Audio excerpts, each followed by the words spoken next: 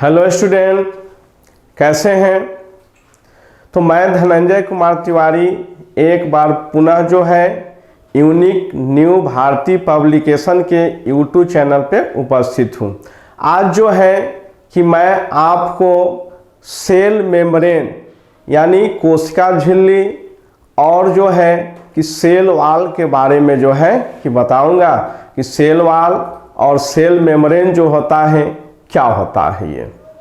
तो हम लोग जो है कि पहले जो है कि फिगर देखे थे, तो फिगर जो है कि बताने की आवश्यकता नहीं है। स्टार्टिंग क्लास में ही जो है कि फिगर के बारे में बतलाए थे और ये भी बताए थे कि कोशिका जो होता है यह जंतु और पौधा दोनों में पाया जाता है। जितने भी लिविंग थिंग्स होते हैं सभी लिविंग थिंग्स में जो है कि यह सेल पाया जाता है। तो सेल का जो आउटर कवरिंग होता है, एनिमल से सेल हो या प्लांट सेल हो, तो सेल का जो आउटर कवरिंग होता है, तो यदि हम लोग जो है कि एनिमल सेल को देखते हैं तो एनिमल सेल के आउटर कवरिंग यानी बाहरी झिल्ली को क्या कहते हैं, तो प्लाज्मा मेम्ब्रेन कहते हैं। प्लाज्मा मेम्ब्रेन कोशिका झिल्ली कहते हैं। जंतु कोशिका में यदि देखेंगे तो जंतु कोशिका के बाहरी झिल्ली को कोशिका झिल्ली कहा जाता है। और यही चीज यदि हम लोग पौधा कोशिका में देखेंगे तो पौधा कोशिका का जो बाहरी झिल्ली होता है उस झिल्ली को जो है कि हम लोग क्या कहते हैं, कोशिका भित्ति कहते हैं, सेल वॉल कहते हैं। तो ध्यान में हम लोग रखेंगे कि जंतु कोशिका और पौधा कोशिका। तो जंतु कोशिका का जो बाहरी झिल्ली होता है उस झिल्ली को हम लोग कहते हैं प्लाज्मा मेम्ब्रेन कहते हैं, कोशिका झिल्ली कहते हैं। और जब पौधा कोशिका हम लोग लेते हैं तो पौधा कोशिका का जो बाहरी झिल्ली होता है उस झिल्ली को जो है कि कोशिका भित्ति यानी सेल वॉल के नाम से जो है कि हम लोग जानते हैं। तो सेल वॉल और प्लाज्मा मेम्ब्रेन। तो प्लाज्मा मेम्ब्रेन किस में पाया जाता है, तो जंतु कोशिका में पाया जाता है। सेल वॉल किस में पाया जाता है, तो पौधा कोशिका में पाया जाता है। सेल वॉल जो होता है यह सेलुलोज का बना होता है। अब यहाँ पर हम लोग देखते हैं जैसे जंतु कोशिका के बाहरी झिल्ली को कोशिका झिल्ली कहा जाता है। क्या कहते हैं, जंतु कोशिका के बाहरी झिल्ली को कोशिका झिल्ली कहते हैं। और इसका दूसरा नाम जो होता है प्लाज्मा मेम्ब्रेन, इंग्लिश में क्या कहते हैं, प्लाज्मा मेम्ब्रेन कहते हैं। तो प्लाज्मा मेम्ब्रेन कहते हैं। और ये प्लाज्मा मेम्ब्रेन जो होता है कि फॉस्फोलिपिड और प्रोटीन या सिंपली जो है कि हम लोग लिपोप्रोटीन भी जो है कि हम लोग बोल सकते हैं, लिपोप्रोटीन भी बोल सकते हैं। तो ये जो होता है कि जब जंतु कोशिका हम लोग लेते हैं तो जंतु कोशिका का बाहरी झिल्ली को हम लोग क्या कहते हैं, तो कोशिका झिल्ली कहते हैं या प्लाज्मा मेम्ब्रेन कहते हैं। प्लाज्मा मेम्ब्रेन किस चीज का बना होता है, तो ये फॉस्फोलिपिड और प्रोटीन या जो है कि हम लोग लिपोप्रोटीन भी बोल सकते हैं। लिपो मतलब होता है लिपिड होता है और प्रोटीन मीन्स जो होता है यह प्रोटीन। तो लिपोप्रोटीन लिपिड और प्रोटीन का या फॉस्फोलिपिड और प्रोटीन का यह बना होता है। लेकिन यही जो है कि हम लोग पौधा कोशिका में देखेंगे तो यह सेलुलोज का बना होता है। और सेलुलोज क्या होता है, तो एक प्रकार का जो होता है कॉम्प्लेक्स कार्बोहाइड्रेट होता है। प्लाज्मा मेम्ब्रेन की मोटाई कितना होता है, तो 75 एंगस्ट्रॉम होता है। 75 एंगस्ट्रॉम प्लाज्मा मेम्ब्रेन की थिकनेस कितना होता है, तो 75 एंगस्ट्रॉम 75 एंगस्ट्रॉम होता है। और यह जो है कि लिविंग होता है यानी इसमें लाइफ होता है। लेकिन पौधा कोशिका का जो सेल वॉल हम लोग देखेंगे तो ये सेल वॉल क्या होता है, लिविंग नहीं होता है बल्कि यह डेड होता है। तो सर्वप्रथम सेल मेम्ब्रेन या प्लाज्मा मेम्ब्रेन का नाम 1855 ईस्वी में नागेली तथा क्रैमर नामक वैज्ञानिक ने दिए थे। तो सेल मेम्ब्रेन या प्लाज्मा मेम्ब्रेन का नाम जो है कि 1855 ईस्वी में कौन दिए थे? तो नागेली और क्रैमर नामक वैज्ञानिक ने जो है कि इसका नाम जो है कि प्लाज्मा मेम्ब्रेन दिए थे। और प्लाज्मा मेम्ब्रेन कहाँ पाया जाता है? तो जंतु कोशिका के बाहरी भाग में पाया जाता है, जिसे जो है कि हम लोग प्लाज्मा मेम्ब्रेन कहते हैं। प्लाज्मा मेम्ब्रेन का नाम प्लाज्मा लीमा और साइटो मेम्ब्रेन इसका दूसरा नाम भी है। प्लाज्मा मेम्ब्रेन का दूसरा नाम क्या है? तो प्लाज्मा मेम्ब्रेन का नाम प्लाज्मा लीमा और साइटो मेम्ब्रेन 1931 ईस्वी में फ्लोवर नामक वैज्ञानिक ने दिए थे। तो प्लाज्मा लीमा भी इसका नाम है, प्लाज्मा मेम्ब्रेन का प्लाज्मा लीमा भी नाम है, और ये साइटो मेम्ब्रेन भी इसका नाम आता है। प्लाज्मा मेम्ब्रेन जीवित होता है, जो पहले बताए थे कि प्लाज्मा मेम्ब्रेन क्या होता है? जीवित होता है, इसमें लाइफ होता है। लेकिन यही जो है कि हम लोग पौधा कोशिका में देखेंगे तो पौधा कोशिका में जो है कि यह डेड होता है, इसमें लाइफ नहीं होता है। यह प्लाज्मा मेम्ब्रेन को जो है कि हम लोग सेलेक्टिव परमिएबल मेम्ब्रेन कहते हैं, अर्ध पारगम झिल्ली कहते हैं। तो सेलेक्टिव परमिएबल मेम्ब्रेन क्यों कहते हैं? क्योंकि इसके द्वारा जो है कि कोशिका के अंदर कौन सा लिक्विड जो है कि इन होना चाहिए, कौन सा लिक्विड इंटर करता है, इसका जो है कि सिलेक्शन करता है। और सिलेक्शन कौन करता है? तो ये प्लाज्मा मेम्ब्रेन करता है। इसलिए प्लाज्मा मेम्ब्रेन को सेलेक्टिव परमिएबल मेम्ब्रेन, अर्ध पारगम झिल्ली के नाम से भी जाना जाता है। तो सेलेक्टिव परमिएबल मेम्ब्रेन भी कहा जाता है, इसे बायोलॉजिकल मेम्ब्रेन भी कहते हैं। तो बायोलॉजिकल मेम्ब्रेन भी जो है किसे कहा जाता है। प्लाज्मा मेम्ब्रेन कोशिका को एक निश्चित आकृति और सहारा देता है। तो प्लाज्मा मेम्ब्रेन के द्वारा जो है कि कोशिका में आकृति प्राप्त होती है, और आकृति के साथ साथ जो है कि प्लाज्मा मेम्ब्रेन के द्वारा कोशिका को सहारा भी मिलता है। प्लाज्मा मेम्ब्रेन विभिन्न प्रकार के पदार्थों को बाहर, जो अभी बताए हैं कि सेलेक्टिव परमिएबल मेम्ब्रेन इसको क्यों कहते हैं? क्योंकि इसके द्वारा जो है कि कुछ ऐसे लिक्विड होते हैं जो कोशिका के अंदर प्रवेश करता है, और जो है कि इसका नियंत्रण जो होता है सेल मेम्ब्रेन, प्लाज्मा मेम्ब्रेन के द्वारा होता है। इसलिए इसको जो है कि सेलेक्टिव परमिएबल मेम्ब्रेन के नाम से भी जाना जाता है।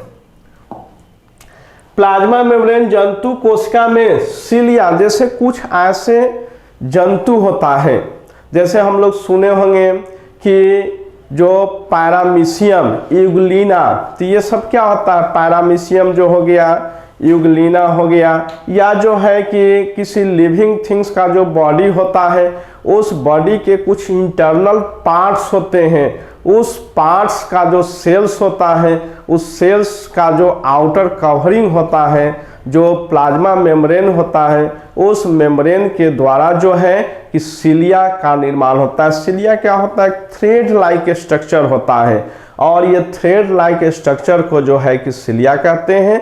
तो ये जो है कि किसी खास कोशिका के जो है कि कोशिका झिल्ली प्लाज्मा मेम्ब्रेन में होता है। इसलिए कहा जाता है कि सेल मेम्ब्रेन या प्लाज्मा मेम्ब्रेन के द्वारा जो है कि सिलिया या फ्लैजिला का भी जो है कि निर्माण होता है। इसे माइक्रोविलाई निर्माण में भी सहायता, माइक्रोविलाई।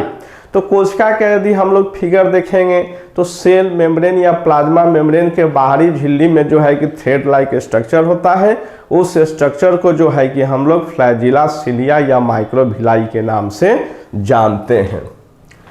प्लाज्मा मेम्ब्रेन में रीजेनरेशन कहने का मतलब क्या कि यदि प्लाज्मा मेम्ब्रेन जो होता है कि डैमेज हो जाता है, तो डैमेज होने के बाद जो है कि पुनः प्लाज्मा मेम्ब्रेन का निर्माण होता है।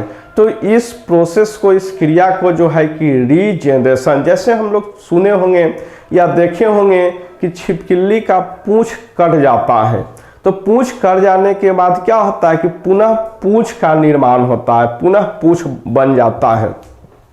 तो यह जो प्रक्रिया होता है, इस प्रक्रिया को जो है कि रीजेनरेशन के नाम से जाना जाता है। तो जो सेल मेम्ब्रेन या प्लाज्मा मेम्ब्रेन होता है, उस मेम्ब्रेन में जो है कि रीजेनरेशन की प्रक्रिया होती है।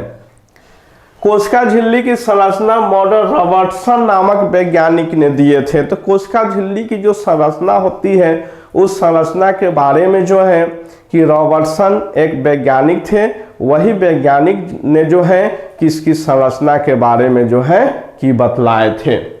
दो एनिमल सेल, जैसे जो है कि हमारे बॉडी में बहुत सारे सेल होते हैं, तो सभी सेल जो है कि एक दूसरे से जुड़ा रहता है। जैसे जो है कि हम लोग मकान बनाते हैं, तो मकान में क्या होता है, ब्रिकों का समूह, ईंटों का समूह होता है। तो वह ईंटा क्या होता है कि दो ब्रिक, दो ईंट के बीच में जो है कि हम लोग सीमेंट का उपयोग करते हैं जोड़ने के लिए। यदि सीमेंट और सैंड का उपयोग नहीं करेंगे तो ईंट को आसानी से जो है कि उस जगह से निकाला जा सकता है। इसी तरह से जो है कि हमारे बॉडी में या किसी भी लिविंग थिंग्स के बॉडी में जो सेल्स होते हैं, वह बहुत सारा सेल्स होते हैं, और सेल्स जो मिलकर जो होता है कि एक शरीर का संरचना करता है। तो सेल को जोड़ने के लिए जो है कि एक रासायनिक पदार्थ का उपयोग किया जाता है। उस रासायनिक पदार्थ को जो है कि प्लाज्मोडेस्माटा के नाम से जाना जाता है।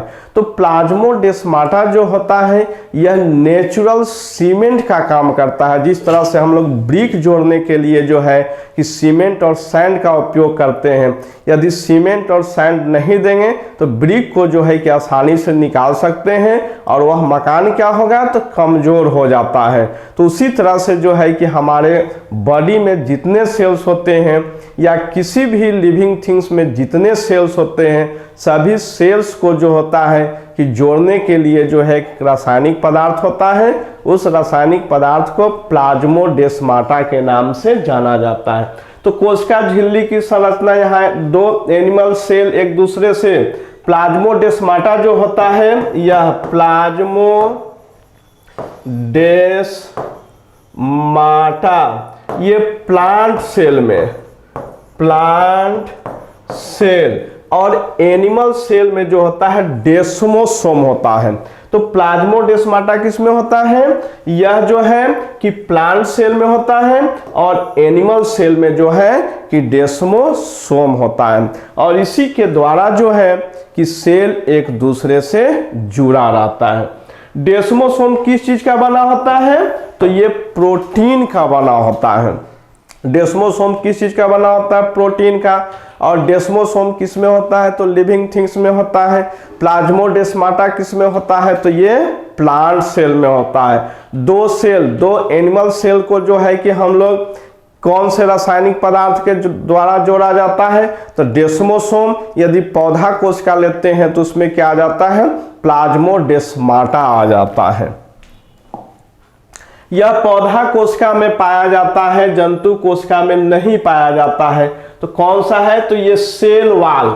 तो सेल वाल जो होता है किस में पाया जाता है, तो पौधा कोशिका में। शुरू में बताए थे कि सेल वाल जो होता है किस में पाया जाता है, तो पौधा कोशिका में पाया जाता है, और यह जंतु कोशिका में नहीं पाया जाता है।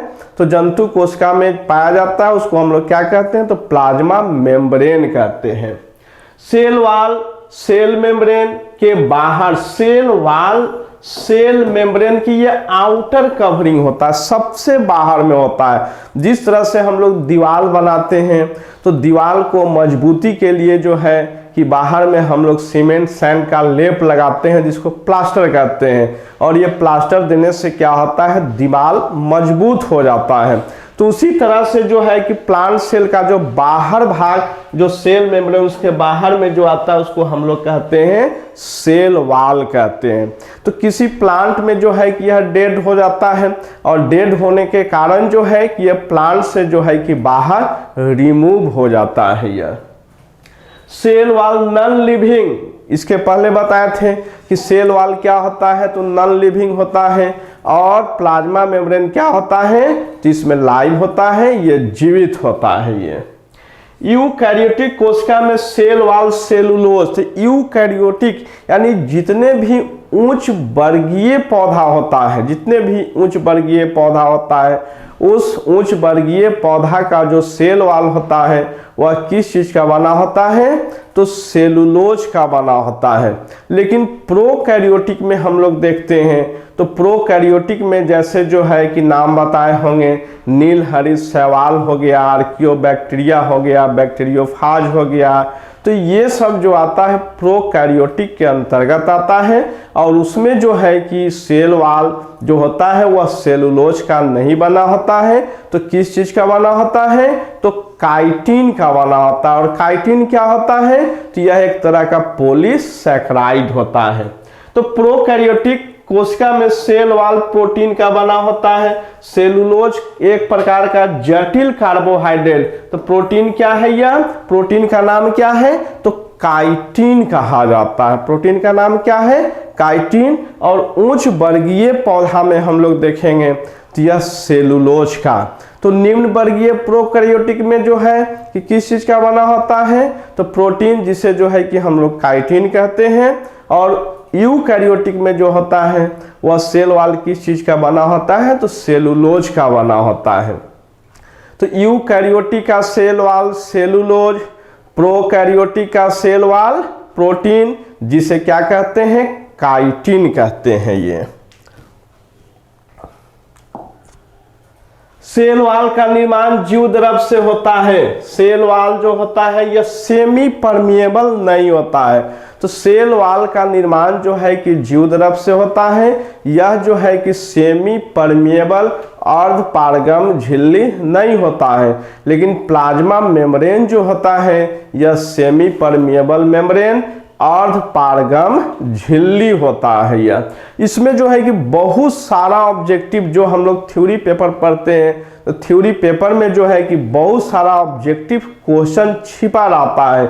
यदि जो है कि हम लोग थ्योरी पेपर को एक बार पुनः ध्यान से स्टडी कर लें, एक बार यदि पढ़ लें, तो इससे संबंधित जितने भी हम लोग ऑब्जेक्टिव क्वेश्चन बनाएंगे वह किसी भी तरह का ऑब्जेक्टिव क्वेश्चन नहीं छूटेगा। यह तो ये सेल वॉल का खोज किसने किए थे? तो रॉबर्ट हुक नामक वैज्ञानिक ने सेल वॉल का खोज किसने किए थे?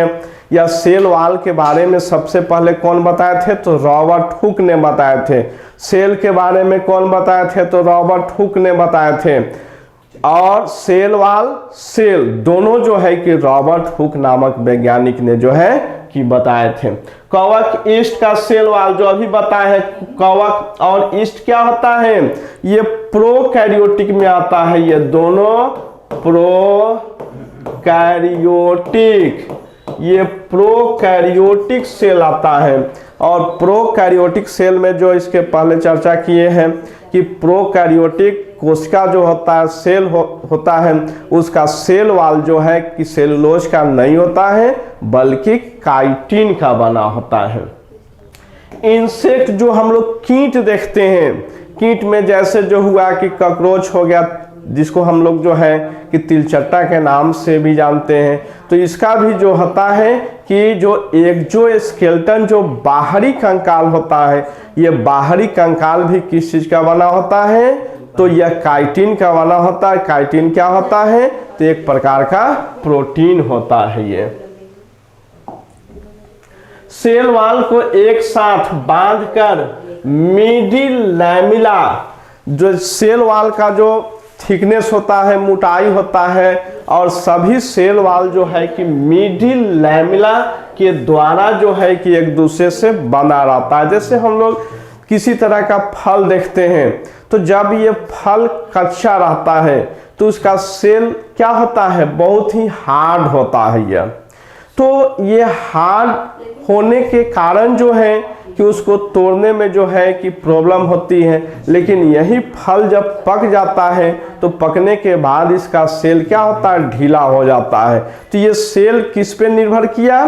तो ये जो होता है मिडिल लैमिला पर जो है कि निर्भर करता है। और मिडिल लैमिला में क्या होता है?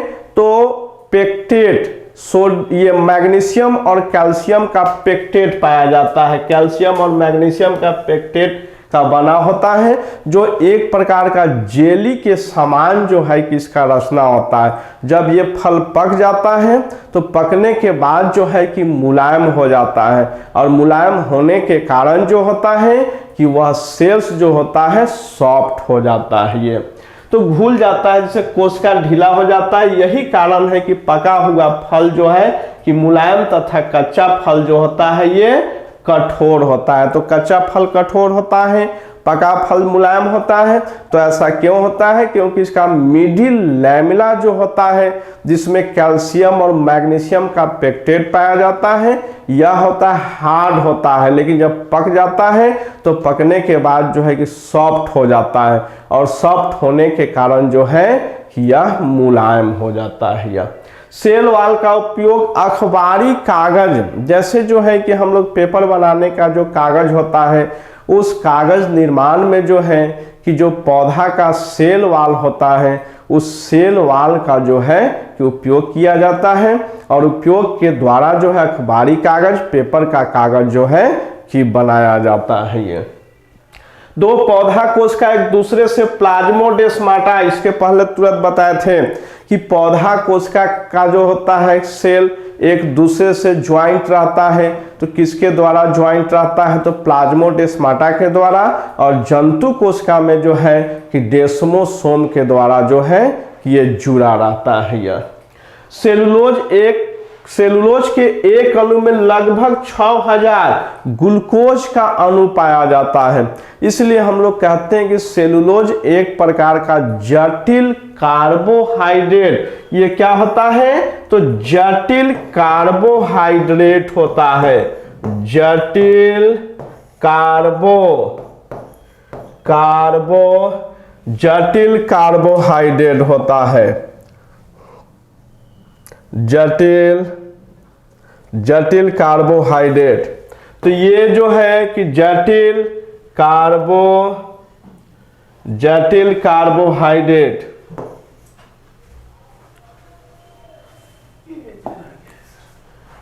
जटिल कार्बोहाइड्रेट होता है। कार्बोहाइड्रेट ये क्या आता है? तो जटिल कार्बोहाइड्रेट होता है। तो ये सेलुलोज क्या होता है? जटिल कार्बोहाइड्रेट होता है। और ये जो होता है कि जितने भी जो है कि हम लोग शाकाहारी जंतु देखते हैं, सभी शाकाहारी जंतु के शरीर में जो है कि सेलुलोज का पाचन होता है, लेकिन हमारे बॉडी में जो है, मनुष्य के शरीर में जो है कि सेलुलोज का पाचन नहीं होता है। यदि जो है कि हम लोग घास भूसा यदि खाएंगे तो हमारे शरीर में, हमारे आंत में, हमारे आमाशय में इसका पाचन नहीं होता है, क्योंकि यह क्या होता है? कॉम्प्लेक्स कार्बोहाइड्रेट होता है। यह कपास जो होता है कि हम लोग पौधा से प्राप्त करते हैं, और यह जो होता है कि कपास का पौधा में जो है कि सेलुलोज पाया जाता है। तो सेलुलोज कपास में 90% सेलुलोज और 10% जो है कि लिग्निन पाया जाता है। जो कपास का उपयोग हम लोग किस लिए करते हैं? तो कपास का उपयोग जो है कि कपड़ा बनाने में जो है कि, या जो है बोरा बनाने में, जूट बनाने में, ये सब जो है कि उपयोग करते हैं। और कपास में जो है कि 90% सेलुलोज और 10% जो है कि लिग्निन होता है। और यही लिग्निन जो है कि कपास को क्या बनाता है? हार्ड बनाता है। तो लिग्निन जो है ये कपास को हार्ड बनाता है। कपास कठोर होता है। यदि लिग्निन नहीं होगा तो उसका हार्डनेस नहीं होगा, सॉफ्ट होगा, और वह आसानी से जो है कि टूट जाता है। ये लकड़ी में सेलुलोज की मात्रा जो है, किसी भी तरह का लकड़ी हम लोग देखते हैं तो उस लकड़ी में जो है कि सेलुलोज की मात्रा 25 से 50% जो होता है कि सेलुलोज होता है। जैसे जो है कि हम लोग अपने घरों में लकड़ी का फर्नीचर बनाते हैं तो वह लकड़ी में कभी कभी घून लग जाता है, ऐसा हम लोग जो है कि देखे होंगे या सुने होंगे। तो ये घून जो है कि लकड़ी में जो वर्तमान सेलुलोज होता है, उस सेलुलोज का जो है कि उपयोग भोजन के रूप में करता है। तो दीमक जो होता है यह लकड़ी के कौन से भाग का उपयोग भोजन के रूप में करता है, तो सेलुलोज। और लकड़ी में जो है कि 25 से 50% जो है कि सेलुलोज पाया जाता है। कपास में सेलुलोज कितना होता है, तो 90% होता है। और लिग्निन कितना होता है, तो 10% होता है। सेलुलोज को क्षार में घोलकर रेयॉन बनाया जाता है। सेलुलोज को क्षार में घोलकर जो है कि रेयॉन बनाते हैं। रेयॉन से क्या होता है, कपड़ा बनाया जाता है। यह जिस तरह से हम लोग टेर्लिन का कपड़ा का नाम सुने होंगे, सिंथेटिक कपड़ा का नाम सुने होंगे, तो ये कपड़ा जो है कि सेलुलोज को जो है कि क्षार के साथ घोल करके और रेयॉन बनाया जाता है। सेलुलोज नाइट्रेट ये विस्फोटक होता है। सेलुलोज नाइट्रेट जैसे जो है कि हम लोग ऐसा नहीं सोचेंगे कि सेलुलोज ये पौधा से प्राप्त करते हैं तो यह जो है कि उपयोगी होता है, बल्कि सेलुलोज नाइट्रेट क्या होता है, विस्फोटक होता है। तो सेलुलोज नाइट्रेट का उपयोग विस्फोटक के रूप में जो है कि किया जाता है। कार्बोक्सी सेलुलोज का उपयोग जो होता है कि क्रीम बनाने में, प्रसाधन का जो सामग्री होता है, क्रीम होता है, ये जो है कि बनाने में जो है कि कार्बोक्सी सेलुलोज का जो है कि प्रयोग किया जाता है। दीमक सेलुलोज अभी चर्चा किए हैं कि दीमक जो लकड़ी में दीमक लग जाता है तो यह दीमक जो है कि लकड़ी से भोजन प्राप्त करता है। तो लकड़ी में किस तरह से भोजन प्राप्त करता है, तो लकड़ी में जो वर्तमान सेलुलोज होता है, कार्बोहाइड्रेट होता है, उस कार्बोहाइड्रेट का जो है कि भोजन के रूप में दीमक उपयोग करता है। सेलुलोज पर जल अपघटन की क्रिया से जो है कि इथाइल अल्कोहल बनाया जाता है। इस क्रिया को जो है कि रसायन विज्ञान में जो है कि फर्मेंटेशन के नाम से जाना जाता है।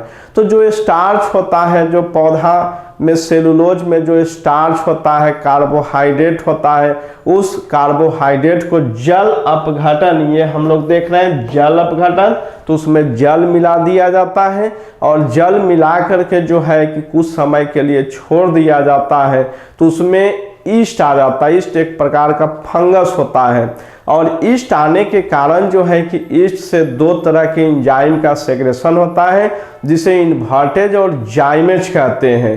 तो ये इन्वर्टेज और जाइमेज जो एंजाइम होता है उस स्टार्च को जो है कि तोड़ देता है और तोड़ करके ये ग्लूकोज और फ्रुक्टोज, इसको कहते हैं ग्लूकोज और इसको कहते हैं फ्रुक्टोज, ये दोनों क्या होता है, सिंपल कार्बोहाइड्रेट होता है। और सिंपल कार्बोहाइड्रेट ईस्ट से जो है कि इन्वर्टेज और ईस्ट क्या होता है, तो इसको हम लोग कहते हैं फंगस कहते हैं। फंगस ग्रुप में जो है कि ईस्ट आता है यह। तो ईस्ट से इन्वर्टेज ये एंजाइम होता है, यह क्या है, तो एंजाइम। और ये जाइमेज क्या है, तो ये भी जो है कि एंजाइम होता है ये। तो ईस्ट से जो है कि इन्वर्टेज का सेक्रेशन होता है, स्राव होता है। स्राव होने के कारण जो है कि ये टूट कर क्या बनाता है, ग्लूकोज और फ्रुक्टोज बनाता है। और ग्लूकोज से जो है कि पुनः ग्लूकोज में यदि पुनः जो है कि ईस्ट से जाइमेज एंजाइम का फॉर्मेशन होता है तब जो है कि ये इथाइल अल्कोहल, इसको हम लोग कहते हैं इथाइल अल्कोहल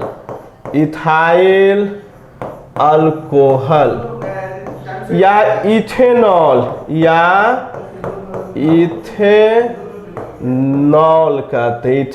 कहते हैं ये। तो इथेनॉल का निर्माण होता है और इस प्रक्रिया को जो है कि फर्मेंटेशन के नाम से भी जाना जाता है। फर्मेंटेशन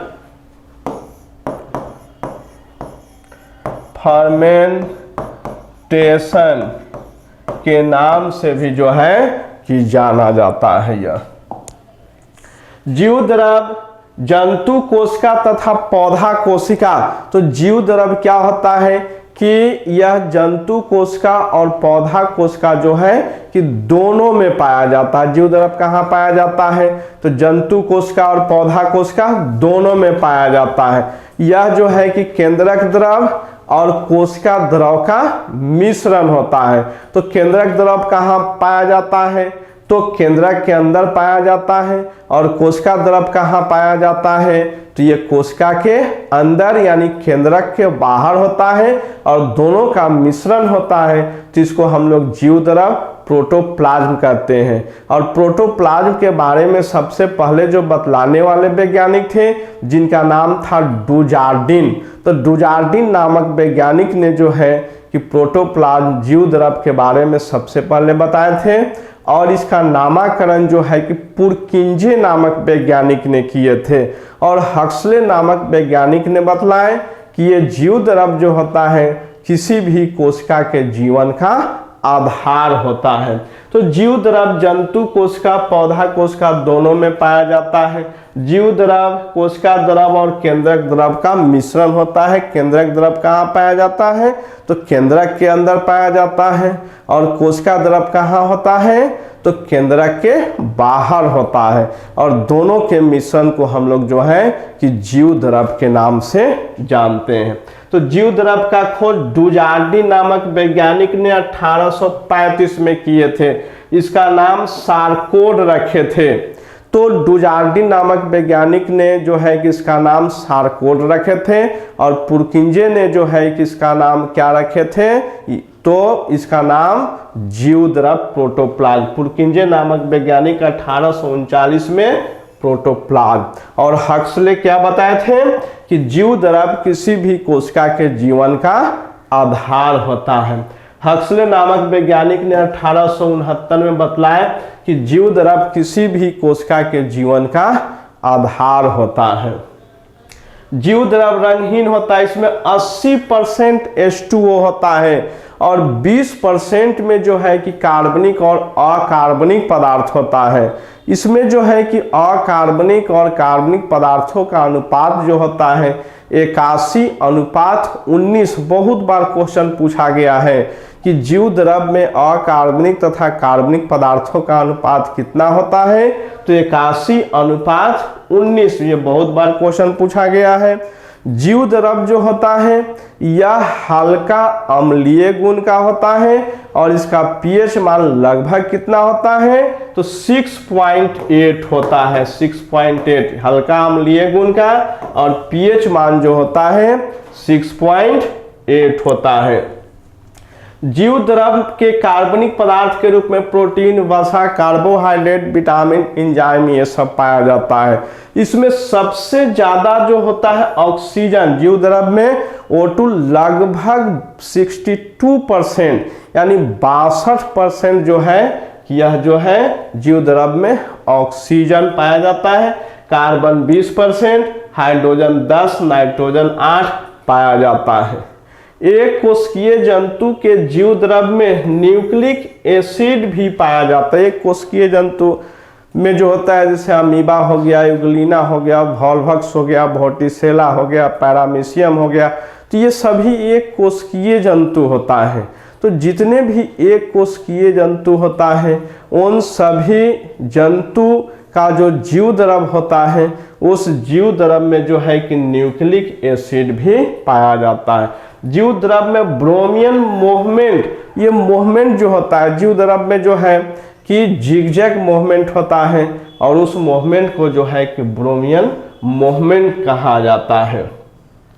तो जो है कि आज जो है कि हम लोग सेल वॉल और जो है कि प्लाज्मा मेम्ब्रेन और जो है कि प्रोटोप्लाज्म के बारे में देखे थे और देखे हैं। और पुनः एक बार जो है कि कह रहा हूं कि यदि आपने थ्योरी पेपर को जो है कि ध्यान पूर्वक सुनेंगे और देखेंगे तो इससे संबंधित जितने भी क्वेश्चन हैं उस क्वेश्चन को जो है कि आंसर बनाने में आपको किसी भी तरह की परेशानी नहीं होगी और नहीं आपको याद करने की आवश्यकता होगा। वह ऑब्जेक्टिव क्वेश्चन जो है कि आसानी से जो है कि सॉल्व कर सकते हैं और क्वेश्चन को किसी भी तरह से घुमाया जाए आपके लिए जो है कि परेशानी नहीं होगा। Okay, bye.